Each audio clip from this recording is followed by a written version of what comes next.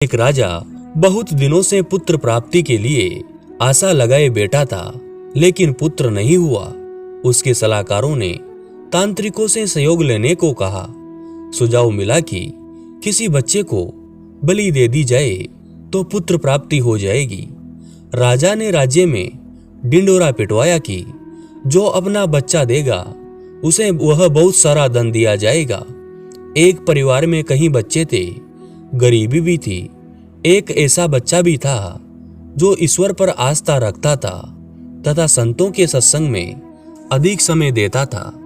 परिवार को लगा कि इसे राजा को दे दिया जाए, क्योंकि ये कुछ काम भी नहीं करता, हमारे किसी काम का भी नहीं है। इसे देने पर राजा प्रसन्न होकर बहुत सारा धन देगा। ऐसा ही किया गया। बच्चा राजा को दे दिया गया।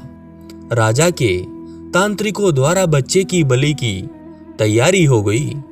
राजा को भी बुलाया गया। बच्चे से पूछा गया कि तुम्हारी आखिरी इच्छा क्या है। बच्चे ने कहा, ठीक है, मेरे लिए रेत मंगा दिया जाए। रेत आ गया। बच्चे ने रेत से 4 ढेर बनाए।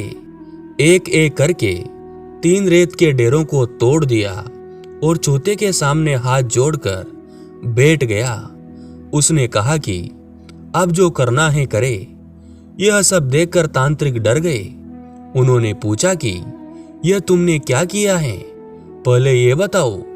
राजा ने भी पूछा तो बच्चे ने कहा कि पहली डेरी मेरे माता पिता की है, मेरी रक्षा करना उनका कर्तव्य था, परंतु उन्होंने पैसे के लिए मुझे बेच दिया, इसलिए मैंने ये डेरी तोड़ी।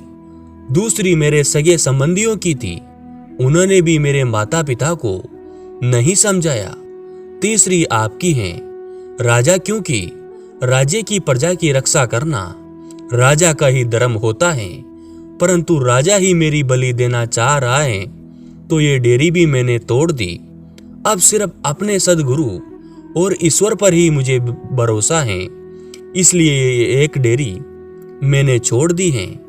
राजा ने सोचा कि पता नहीं बच्चे की बलि देने के पश्चात पुत्र भी प्राप्त हो या ना हो, तो क्यों न इस बच्चे को ही अपना पुत्र बना ले। इतना समझदार और ईश्वर भक्त बच्चा है, इससे अच्छा बच्चा कहाँ मिलेगा। राजा ने उस बच्चे को अपना पुत्र बना लिया और राजकुमार घोषित कर दिया। इस कथा से हमें ये शिक्षा मिलती है, जो ईश्वर और सद्गुरु पर विश्वास रखते हैं उनका बाल भी बांका नहीं होता। हर मुश्किल में एक का ही आसरा लेते हैं, उनका कहीं से किसी प्रकार का कोई अहित नहीं होता। दोस्तों, आपको ये सुंदर कथा कैसी लगी? अगर अच्छी लगी तो हमारे YouTube चैनल को जरूर सब्सक्राइब कीजिए और ज्यादा से ज्यादा शेयर कीजिए। धन्यवाद दोस्तों।